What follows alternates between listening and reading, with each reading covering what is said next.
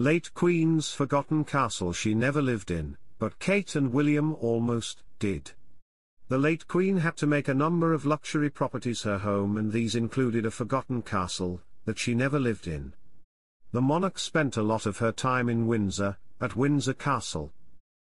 However, one place she didn't venture to on the estate was Fort Belvedere, which was constructed in the 1750s for Prince William Augustus. Located in Windsor Great Park, the stunning castle was built in the Gothic Revival architectural style and had been home to many royals. In more recent years, it had been earmarked for the Cambridges to move into. Welcome to Royal Pancakes.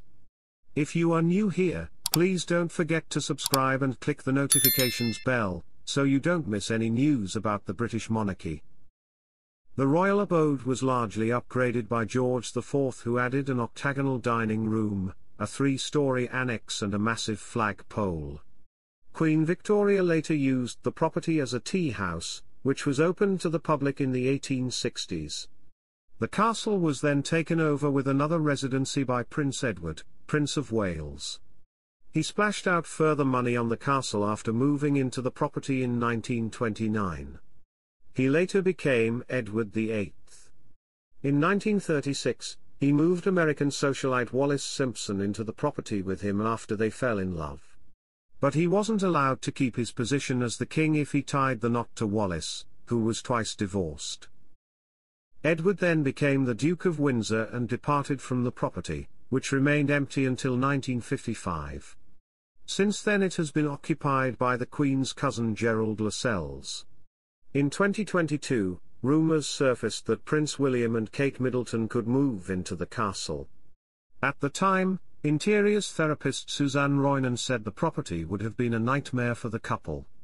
She previously told Express, "Interiors therapy is a way of identifying what's happening in a home from the contents and can be very powerful." In terms of feng shui and interiors therapy, the place William and Kate are suggested to be moving to, Fort Belvedere, is a nightmare in terms of negative energy. They will need a lot of careful feng shui to prevent the risky move overwhelming the family, the expert claimed. The Cambridges currently reside at Adelaide Cottage. Kate Middleton made a heartfelt admission to the late Queen about her difficulties with balancing motherhood and her duties, an expert has claimed. The devoted princess carries out hundreds of official engagements each year, whilst parenting Prince George, Princess Charlotte, and Prince Louis.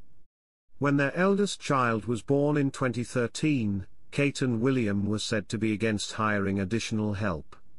But as the pressure of royal commitments continued to mount, the Cambridges decided to hire a permanent nanny, Teresa Maria Turrion Borrello, who had trained at Norland College.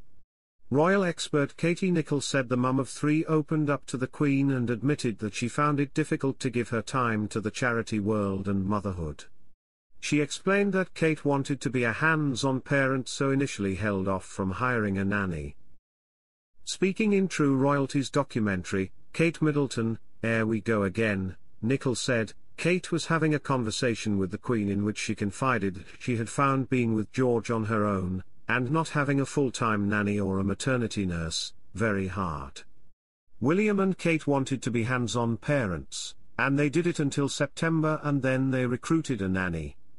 Parenting writer, Kelly Rose Bradford, also explained, I think despite their good intentions the first time around, Kate and William did soon realize they couldn't hold down their jobs and also care full-time for their child. While the couple didn't have the initial help of a nanny, one family member who is thought to have stepped up is Kate's mum, reports OK. Royal insiders credit Carol Middleton as being a great and important help for the family of five.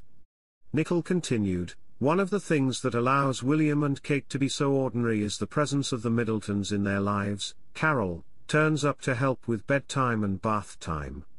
She is absolutely indispensable.